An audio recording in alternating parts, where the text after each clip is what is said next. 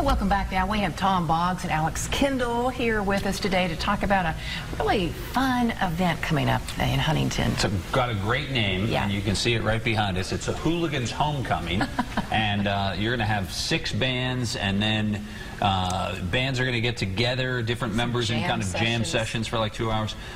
Tell us about how this started and who it benefits, because it's actually 2 charities. 2 charities. This started out as an idea a friend of mine, Nick Tarpley, had to throw a party to get some friends together. Yeah. So if you're going to have a party, you might as well benefit someone with your party. We had a lot of ideas we were tossing around, different things we were thinking of. And then, and Tim, you weren't fortunate enough to grow up here, and Susan's too young to remember this, but Nick decided, let's try to recreate Ritter Rock. Now, Ritter Rock was a concert series, and Alice can tell you about, we all went to it back in the 80s. Yeah, was it in the amphitheater? Or? Yeah, it was up there, and you know, I started playing drums when I was 9, but it was like, you can't see live music when you're 9, right? You know, so when I was about 12, they started having these Ritter Rocks up at the amphitheater, and so I could hike up there, you know, to the knob and everything like that, and check that out on Sunday afternoons, and so you know, and I was seeing all these bands and meeting all these people and everything, and as I got older, those were the guys who kind of helped get me into the music scene and everything like that. And so here we are, all these years later. That was the mid '80s, early '80s, I think. Yeah. And all these years later, and I'm getting to play on stage with these guys who kind of, you know, brought me up in the musical ways. So now you're the one who's, isn't that funny how things have changed? Well, and it's funny too, because we are continuing to pass it on from generation to generation. I mean, I've got my daughter coming in this year. She's going to do a short set with us, and there's some other youngsters. Three second generation Hooligans. It's rock and roll right this year. That's how it kids along. In the area. So when Nick came up with this idea, I said it was impossible. You can't, we can't recreate a summer concert series that we enjoyed as kids. But Nick has this amazing Rolodex, an actual physical Rolodex, started calling people, and it came together.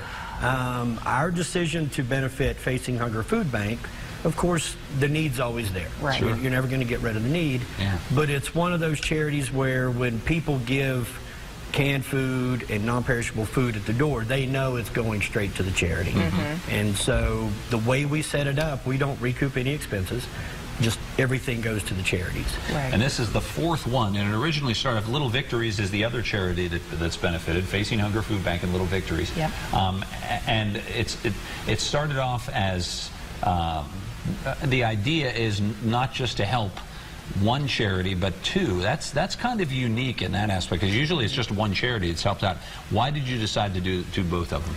Here's kind of the way that came about. So before this started, Nick had done theme parties. And he had always done theme parties with an animal charity as the benefactor of it. When I got involved and wanted to do something with the food bank, our idea became, even if you have a concert where people can bring food, some people will show up without food. So we'll have Little Victories on hand, and you can just give them cash. I see. And that way, anybody that doesn't bring food can give cash to humans or animals. And well, we should say humans and or animals, because you're more than welcome to help both. Well, wait till you meet some of the Hooligans. You'll have a hard time figuring out which is which. Yeah, that's true. And that should be a good time. And that's the whole idea. It's like, it's for charity, but you guys are getting together for a good time. Oh, that's what it's. The first year we did at Ritter Park. We rented the amphitheater, did the whole thing at the amphitheater at Ritter Park. For many of us, it was the first time we had seen each other in 30 years. I mean, we got people coming in from Alabama and Nashville, just all over. You know, to be a part Everybody's of it. coming together. That Rolodex worked out. California sure has. Worked like a champ. And everybody does it at their own expense. Nobody gets any money for it. They all just show up. You know, we weren't able to get the amphitheater again in subsequent years. We were very fortunate. Patrick Guthrie opened up the V Club to us. And so now what we do is it'll be May 25th. Doors at noon. Music starts at 1 and we'll run till 8 p.m. There it is.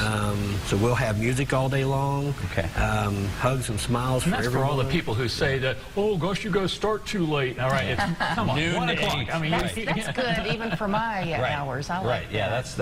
That's one for the old guys. Right there. Something to remind people of. May 28th is World Hunger Day.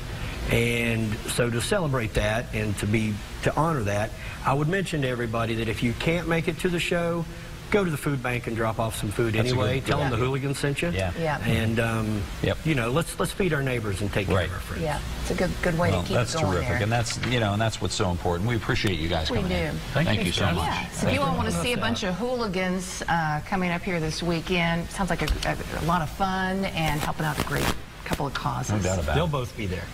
Yeah, that's right. You let us sing and play the